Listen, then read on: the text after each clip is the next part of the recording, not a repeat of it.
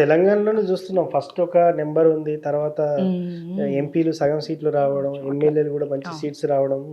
అంటే వాళ్ళు ఒక ప్లాన్ వేస్తే ఇమీడియట్లీ కాకుండా స్లో పాయిజన్ లాగా అదేంటంటే అండి లాంగ్ లాస్టింగ్ అంటారు కదా, ఎక్కువ కాలంలో అంటే ఇమ్మీడియట్ గా ఏదన్నా ఇంప్లిమెంట్ అవ్వాలి అని వాళ్ళు తొందర పడట్ల.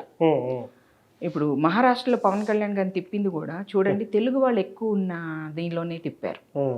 తర్వాత రేణు దేశాయ్ గారు కూడా మహారాష్ట్ర కదా, ఓకే, ఆయనకి కొంచెం మరాఠీ కూడా వచ్చు, బాగా మాట్లాడతారు.